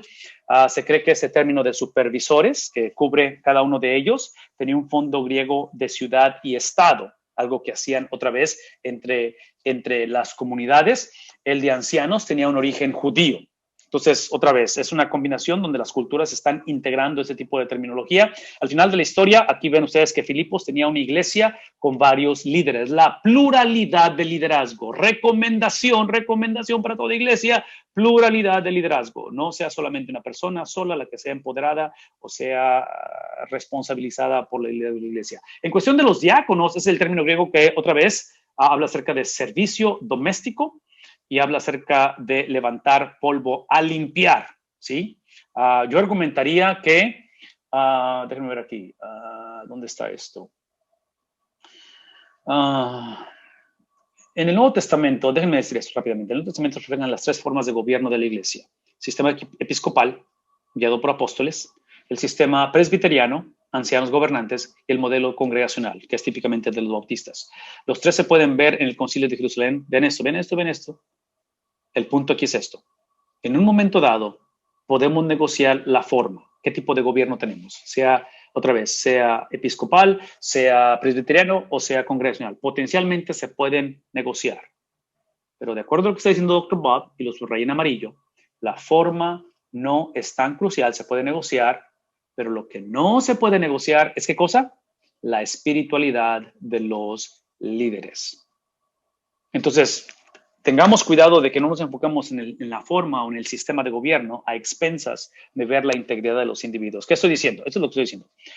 De acuerdo a las listas o lo que enseña la Biblia en general con respecto al liderazgo de la iglesia, sean pastores, sean diáconos, que básicamente son las dos posiciones que la Biblia describe como liderazgo, lo que yo encuentro de diferencia entre pastor y diácono es nada más la habilidad de enseñar la Biblia. Es lo que yo entiendo. E inclusive, yo argumentaría esto. Si ustedes observan las listas dadas en Timoteo, en Tito, en Primera de Pedro, con respecto a quién califica para esas posiciones de liderazgo, como hemos estado invirtiendo la última hora hablando del propósito de la salvación, o el propósito del pastorado, o el propósito del liderazgo, hemos hablado que el propósito es el vivir como apartados para Él, porque antes estábamos apartados de Él. ¿Qué estoy diciendo? Que la meta no se negocia, la meta es similitud a Cristo, la meta es la mente de Cristo. Entonces, cuando hablamos de posiciones, de sistemas de gobierno, pastores, diáconos, es el mismo concepto que usamos en el hogar. En el hogar necesitamos sistemas de gobierno. Necesitamos un padre, una madre, necesitamos hijos. El momento en el cual los hijos son los que gobiernan el hogar y dictan la dirección del hogar, tenemos problemas, ¿no es cierto? ¿Qué es el punto? Aquí es el punto, aquí es el punto, aquí es el punto. Porque la meta es Cristo. Cristo va a modelar. ¿Escucharon que esto puede decir? Cristo va a modelar. Y Pablo lo enseña en Filipenses, en el capítulo 2, de que aún él estando en la condición de Dios, no lo usó o no se aferró, no lo vio esa deidad como algo para lo cual aferrarse, sino que lo que hace es que toma toda su deidad, toma toda su posición, toma toda su autoridad, toma todo lo que es y se desprende, vean esto, se desprende de ello para beneficiar a alguien más. Traduzcan esa actitud de Cristo de Filipenses capítulo 2 a la cuestión del hogar. ¿Se imaginan a un padre que usa toda su autoridad, que usa toda su influencia, que usa toda su fuerza física? Imagínense a un padre que usa toda su habilidad de hacer dinero y lo usa para beneficiar a alguien más. ¿Damas, no sería eso atractivo? A ver, damas, Porque el abuso es lo opuesto, ¿no? ¿No es cierto? El abuso es cuando tomas toda tu autoridad, toda tu influencia, y lo usas para afectar a alguien más negativamente. ¿Qué estoy diciendo? Todo lo que estoy diciendo es que Cristo modela esto de tal manera que esta cuestión de gobiernos, de jerarquías, de posiciones, en el contexto del evangelio, siempre es para beneficiar a alguien más. Entonces, cuando encuentras en una iglesia, en un hogar, a alguien que está abusando la autoridad, véame tantito, el problema no es el sistema, el problema no es la confianza que se le dio, el problema no es que es mi esposo, o así es mi esposo, o así es mi abuelo, así es mi papá, si tan solo lo conocieras, es su carácter, o mi mamá siempre está gritando. Ese no es el problema. El problema, ¿qué es el problema? El problema es Cristo. El problema es el carácter de Cristo. El problema es que se ha negociado la razón por la cual eres cristiano, se ha negociado la razón por la cual eres pastor. ¿Sí me explico? El problema es Cristo. Entonces, menciono todo esto porque trágicamente muchas iglesias van a querer cambiar sus sistemas de gobierno, muchas personas van a dejar la iglesia por el abuso que se lleva a cabo, muchas familias se van a desintegrar porque vienen de hogares disfuncionales, pero esa no es la respuesta. La respuesta es Cristo. Entonces, Pablo va a hablar a estas iglesias y diciéndoles, hey, otra vez, toda potestad, dice la Gran Comisión, ¿verdad? Dice Cristo, toda potestad me es dada, ¿qué cosa? Gran Comisión, toda potestad me es dada, ¿dónde? En el cielo y en la tierra. Escuchen eso. Toda potestad me es dada en el cielo y en la tierra. Y es extremadamente importante reconocer las siguientes palabras, porque importante que es el ir a todas las naciones, ir por el mundo, eso es importante, ese evangelismo de la Gran Comisión. Pero escuchen lo que voy a decir. Cuando Cristo es restaurado a su supremacía cósmica, como Cristo es puesto una vez más como el Señor, como el Kyrios, esa palabra en griego, ¿sí? de potestad, vean esto, lo que Él hace, esa potestad, Él la usa para empoderar, para transferir, para posicionar a un montón de gente que hace algunas semanas dudaron, que hace algunas semanas estaban fragmentados, hace algunas semanas corrieron huyendo, ¿no es cierto? Atemorizados. Estoy hablando de los apóstoles. Y los apodera, y el apoderamiento, la imposición, la transferencia de esa potestad es para que la usen para beneficiar a otros. Entonces, sueñen conmigo, solteras, solteros, iglesias sin pastor, pastores sin iglesia, iglesias, todos, sueñen conmigo. Y estoy pensando en nuestra nación de Estados Unidos, ahorita que tenemos un nuevo presidente. ¿Se imaginan que nuestro presidente, se imaginan que nuestro gobierno en Chile, en Panamá, en México, su motor de arranque es toda autoridad que se me ha dado como presidente es para beneficiar a otros?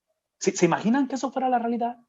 ¿Se imaginan que un esposo, que una madre, que un joven con su sexualidad, de su ingreso que está teniendo en su primer trabajo, lo usara para beneficiar a otros? ¿No sería un mundo transformado? ¿No sería otra la historia de nuestras iglesias, de nuestras vidas? Entonces, menciono todo esto porque aparentemente estas iglesias están batallando con unos conceptos como estamos batallando hoy en día nosotros. Ok, avanzamos rápidamente, 3 al 11. Nada más voy a dejar hacer algunas ideas de aquí porque es sumamente importante. Vean lo que dice, doy gracias a mi Dios siempre. Otra vez, observen esta actitud de gratitud del apóstol Pablo, ¿no es cierto? Entre paréntesis, ¿están tomando nota? Gratitud, entre paréntesis, gratitud, entre paréntesis, gratitud. Tomen nota de esto. Gratitud es una decisión, sí lo es. Pero no es una decisión que tomamos, es una decisión que nos pasa a nosotros. Gratitud no es lo que hacemos, es lo que nos pasa. En otras palabras, gratitud, porque ¿de dónde está escribiendo Pablo? ¿Recuerdan? Es una carta de prisión. Entonces, para mí es una incoherencia, es una locura. Es una locura que alguien estando encarcelado injustamente por predicar el evangelio sienta gratitud. ¿No creen que es incoherencia eso?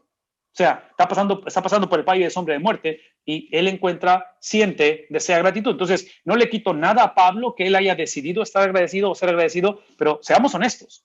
Este hombre está saturado de la presencia de Dios. Este hombre está viviendo apartado para Dios. Y su ser apartado para Dios aparentemente lo ha llevado a la cárcel. Eso no es nada atractivo, ¿verdad? O sea, esto va en contra del evangelio de la prosperidad.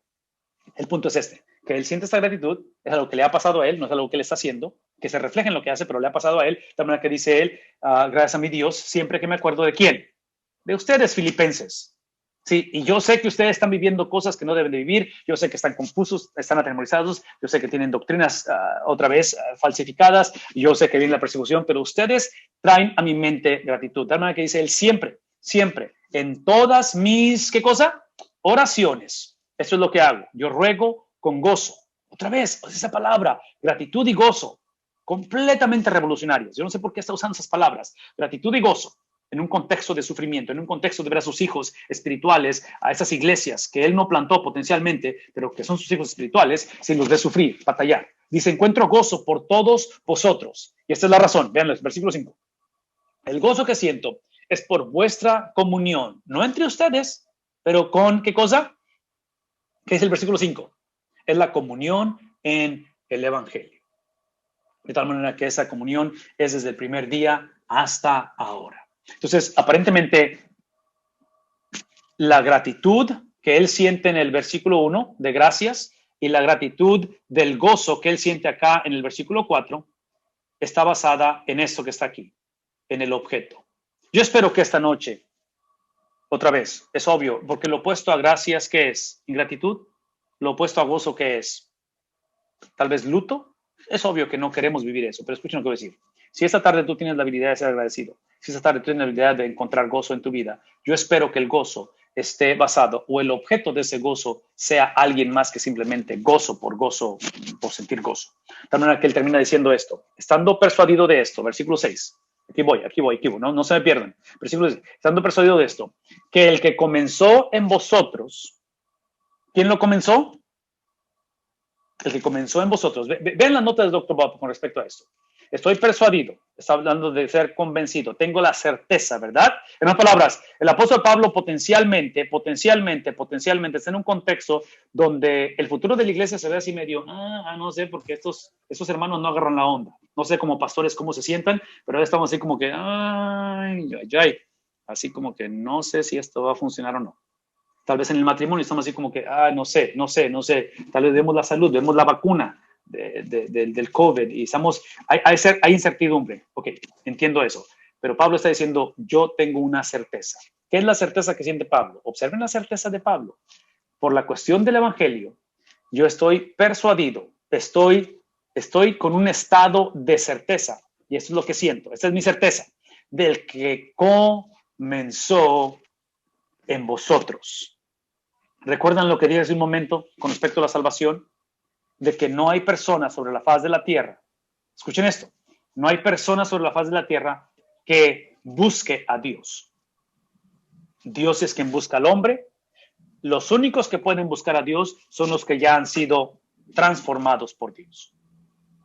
Entonces, cuando hablamos del que comenzó en vosotros la buena obra, lo que Dr. Bob va a enseñarnos, y está aquí en la siguiente página, vean esto, está hablando de esto, de que tiene que haber, vean esto, aquí, debe haber un equilibrio teológico entre el amor inicial de Dios, es lo que acabo de decir, Dios es el que inicia la conversación, Dios toma la iniciativa, es como en el caso de Abraham no estaba buscando a Dios, Dios se le aparece a Abraham, ¿me explico? Entonces, Dios toma la iniciativa y tiene que haber un contraste con la respuesta de fe inicial. Entonces, cuando Dios, déjenme leer todo esto porque quiero explicarlo. Si están tomando nota, si quieren ponerlo así como en un bosquejo de 3 cosas. Amor inicial de Dios, respuesta de fe inicial del hombre y la respuesta continua del hombre. Son 3 cosas. Entonces, cuando habla el apóstol Pablo de que él está convencido de que el que comenzó la buena obra en vosotros, estamos afirmando 3 cosas. Número 1, por gracia sois salvos. La gracia es que él tomó la iniciativa, la gracia es que nadie estábamos buscando a Dios, él nos buscó a nosotros. Él creó en nosotros, él despertó, él transformó, él regeneró nuestro espíritu y nos dio la habilidad de decir que sí al evangelio. Entonces, el que inició la obra en vosotros, vean esto, este inicio de él me dio la habilidad de decirle que sí al evangelio. Entonces, la salvación es esta intervención divina que crea una fe inicial. Dice Pablo que por gracia sois, Efesios capítulo 2, por gracia sois salvos por medio de la fe. Entonces, esta intervención produce la habilidad, vean esto, produce la habilidad inicial de creer que Él es creíble. Fe es la habilidad inicial de decirle sí a Jesús. Pero esta afirmación inicial, vean esto, produce una fe continua. Entonces, están tomando nota. La salvación viene de Dios. Él nos da la habilidad de extender nuestra mano para recibir ese regalo de la vida eterna.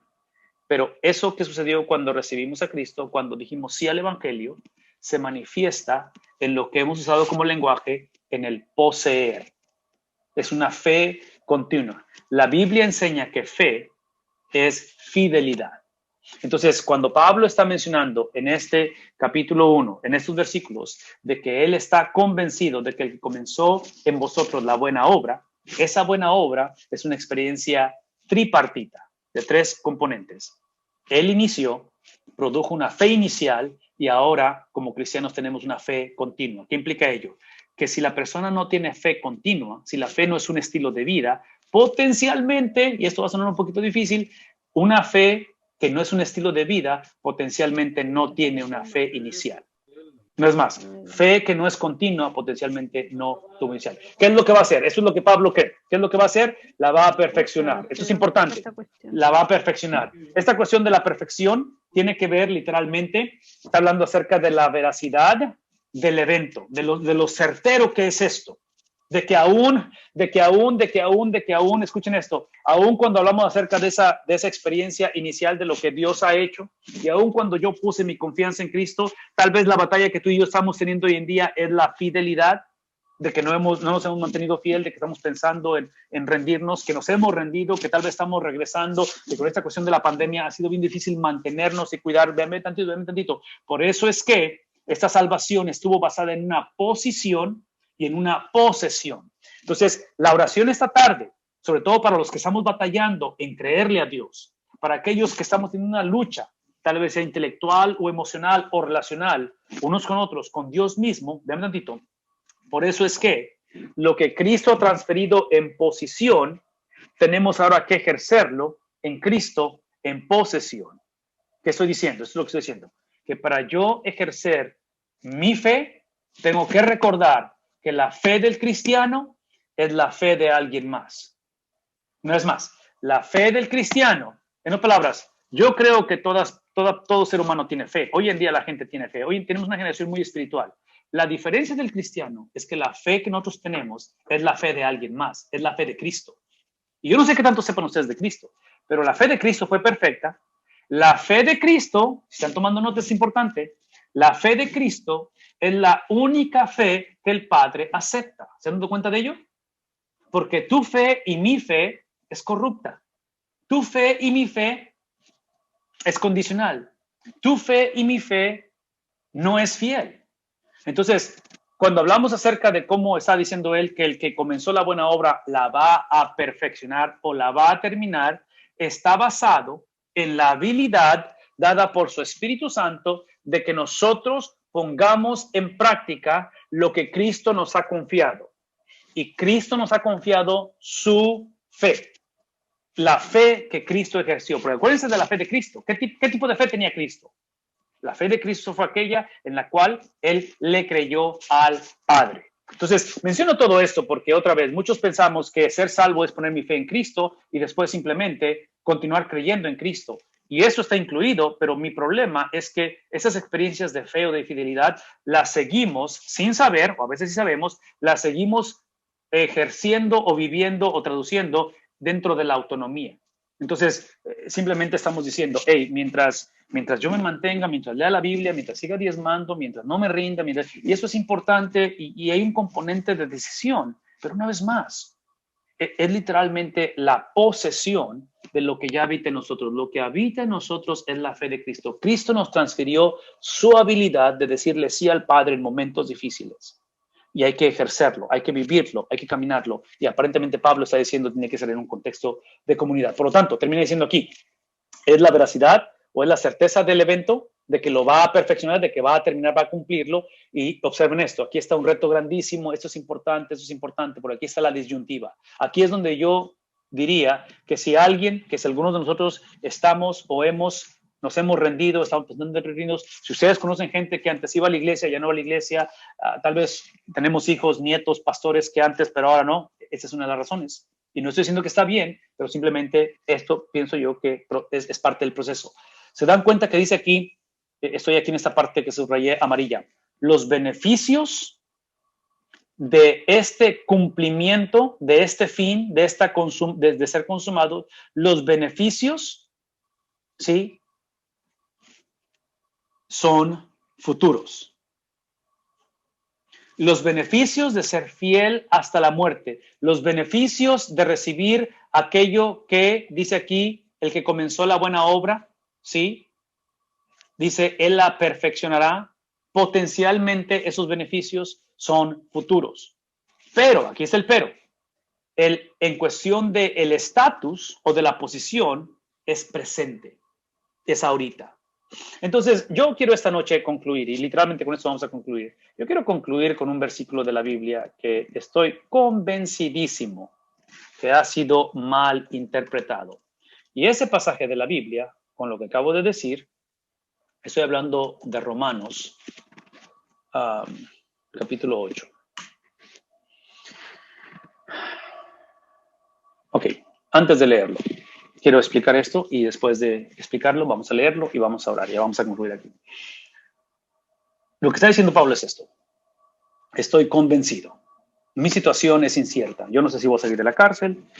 Veo a la iglesia y la iglesia se ve difícil la situación porque desde el liderazgo, obispos, pastores, diáconos, hay cuestiones así que están medio cuestionables.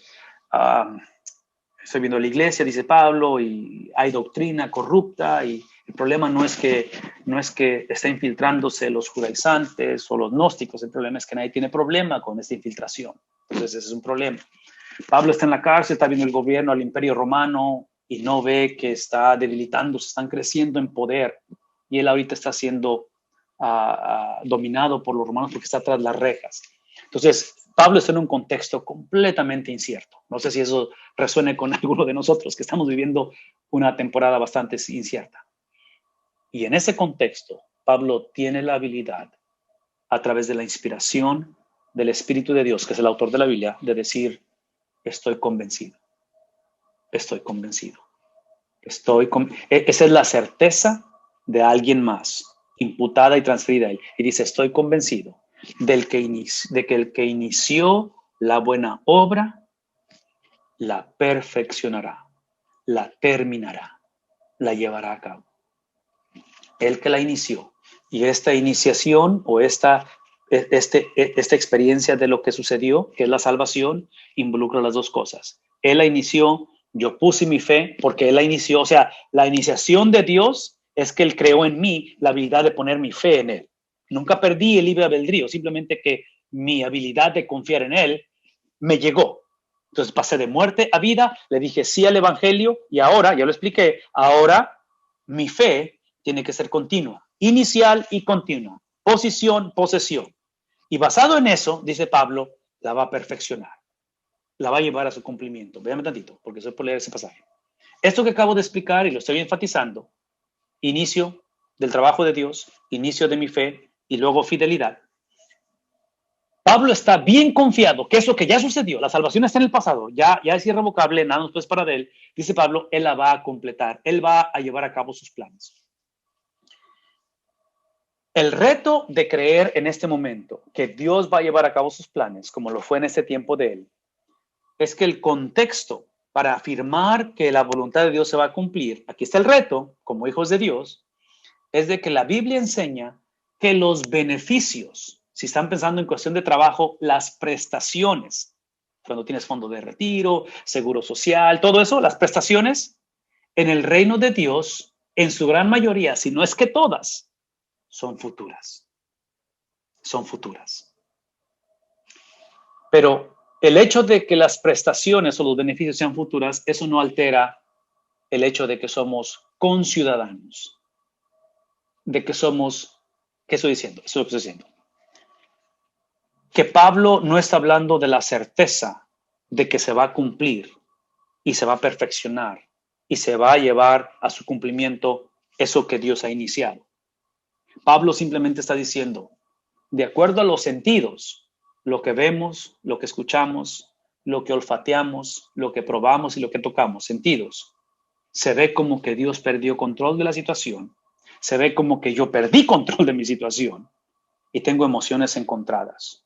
Mi mente divaga, de repente me entra la depresión, de repente me entra, ¿sí me explico? O sea, hay una lucha en todo ello.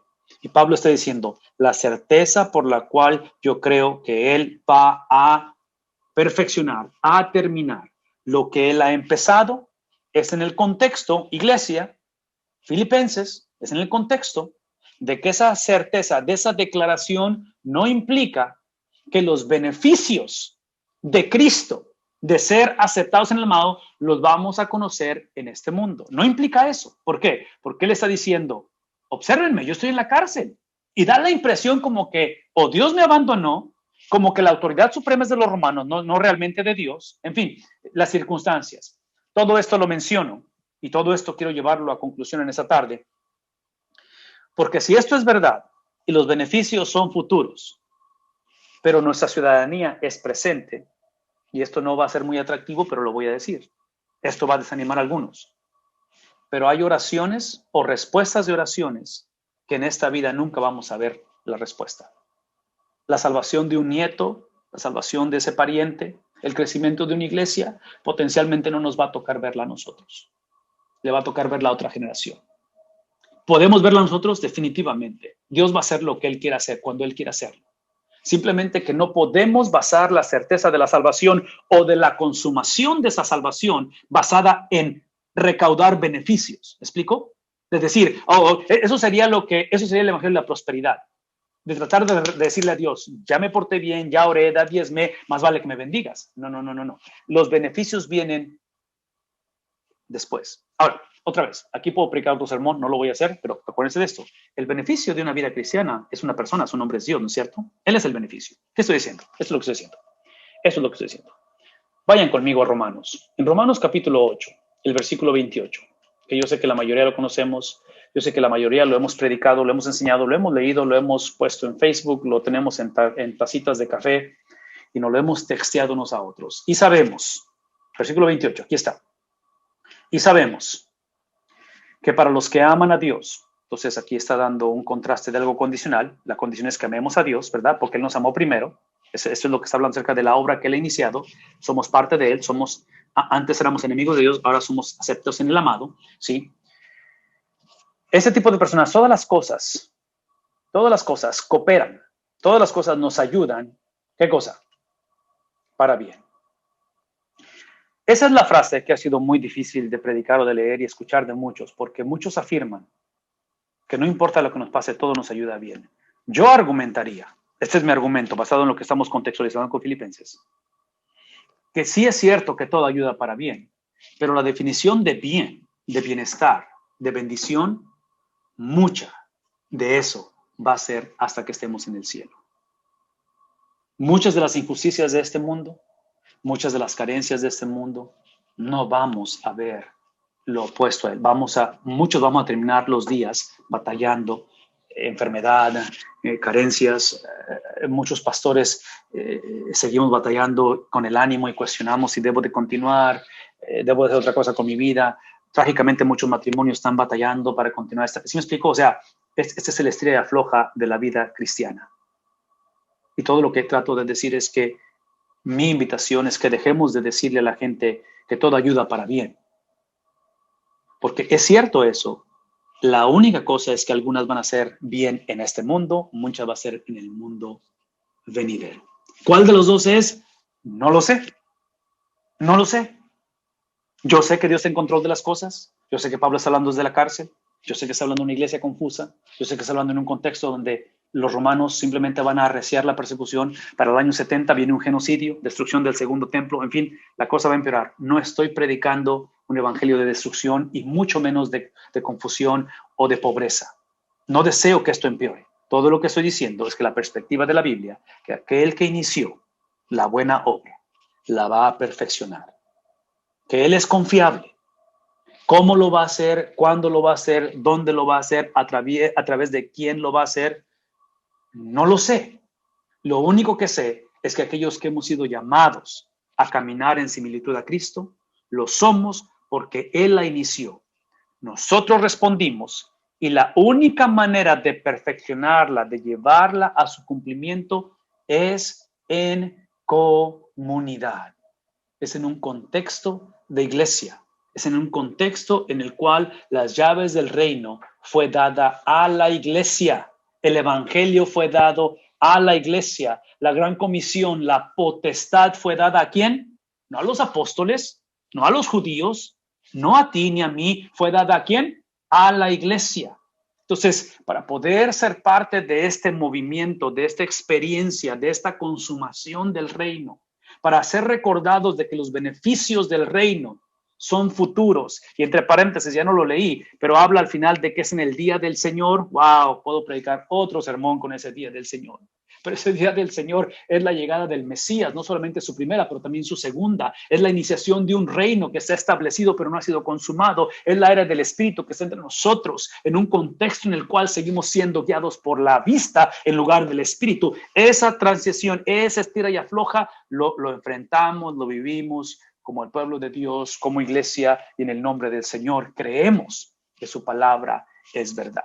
Esta carta de los Filipenses es una carta que yo espero que tomemos la seriedad de indagarla, de estudiarla juntos, de preguntarnos unos a otros. He leído sus respuestas y me han alentado bastante. No he leído todas, pero he leído muchas de las respuestas que me han dado y me alientan mucho, porque sé que son preguntas retadoras de ese capítulo 1 y capítulo 2, pero yo les invito a que consideremos estos principios como algo personal, algo colectivo, algo que nos ayude a reafirmar lo que el apóstol Pablo está diciendo a la iglesia, a sus hijos espirituales, hablando a las generaciones futuras. Y bueno, esta noche no creo que sea la excepción de todo ello. Es un recordatorio. La tendencia que tenemos es de, como dije al principio, es de interpretar la Biblia a través de las experiencias que estamos teniendo. Y yo otra vez trato de darnos el beneficio de la duda, porque estamos viendo experiencias bastante extremas y nunca antes vividas. Y otra vez, somos parte de este mundo y no podemos negar la realidad, la necesidad, las carencias, todo eso.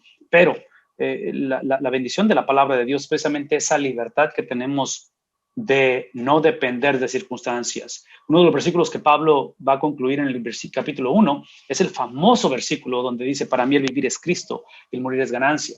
Entonces, es como un resumen de uno de los puntos de todo el libro de Filipenses, que es no depender de las circunstancias, no ser esclavo de lo incierto que es este mundo, porque siempre va a haber incertidumbre y nos da esos parámetros para poder navegar eso. Esas limitaciones físicas, que son una realidad y que tú, por la misericordia de Dios, estás mejorando, es lo que yo quisiera traer a lo que dice al principio. Hablaste de gratitud y resonó en tu corazón la gratitud. Voy a decirlo una vez más. Y esto lo dije al principio, lo voy a decir una vez más. La gratitud que Pablo está sintiendo, con la cual está él agradeciéndole a Dios por la vida de esta iglesia, no es una gratitud que dependió de que él iba a salir de la cárcel, que él iba a evitar la persecución o que la iglesia iba a mejorar. Esa gratitud, no quiero quitar nada de él, que él la expresó, la escribió, la mandó, la encarnó. No le quito nada a Pablo de eso. Pero si pudiéramos llevarnos algo esta noche, usando el ejemplo otra vez de mi hermano Roy, usando la cuestión de las limitaciones con las que él se vio y estuvo a merced. Piensen en la cuestión de la gratitud. La gratitud, así como él tuvo un cuidado que alguien más se lo proporcionó, así es lo que hace la gratitud. La gratitud es algo que nos sucede. Es la habilidad que Dios nos da de no depender de lo que sentimos, de lo que vemos. Es la paz que sobrepasa entendimiento, que es la paz de alguien más transferida a nosotros. Es la gratitud de alguien más que es puesta en nosotros, aun cuando potencialmente hay incertidumbre, aun cuando potencialmente no sabemos si vamos a salir de esta. Exacto. Pues esa es la realidad, porque acabas de hablar de vulnerabilidad, que a nadie nos gusta porque pensamos en debilidad, pero es en el contexto de debilidad donde encontramos la fortaleza, es en el contexto de carencia donde encontramos la abundancia, es en el contexto de limitaciones donde vemos esa libertad. Y tú lo estás experimentando de manera física, pero el Señor lo ha hecho también en tu corazón, y es donde encuentro esa similitud con lo que Pablo está hablando ahí. Así es que, hermano, celebramos contigo, te habíamos extrañado. Ya estás aquí, ya es una bendición muy grande, que es la experiencia de muchos. Mi hermano Leonardo, yo sé que también estuviste enfermito, hermano, hace algunas semanas atrás, y yo sé que se complicó la cosa para muchos. Muchos de ustedes tienen familiares Estamos orando por diferentes personas, pero hermano Roy, de veras es un placer verte y saludarte. Y tal vez la libertad que estás hablando, ese deseo de continuar, mi anhelo, y es parte de lo que yo entiendo del libro de Filipenses, es de que como cristianos, como nación, como familias, como comunidad, como generación, el deseo de movernos hacia adelante, que no lo lleguemos a traducir como que Dios nos debe por nosotros movernos hacia adelante, sino que entendamos que al final de la historia hablamos de los beneficios, que esos beneficios potencialmente van a ser hasta después de esta muerte, después de este mundo. Algunos nos tocará verlos, algunos no les va a tocar verlos, no sabemos en este caso, pero independientemente, el simple hecho de desear movernos hacia adelante, el hecho de continuar luchando, sea como casados, como solteros, como jóvenes, como adultos, sanos o enfermos, entendamos que eso es la libertad que tenemos de no depender de circunstancias. Y es que definitivamente agradezco mucho tus comentarios, Ana María, es definitivamente edificantes en ese aspecto.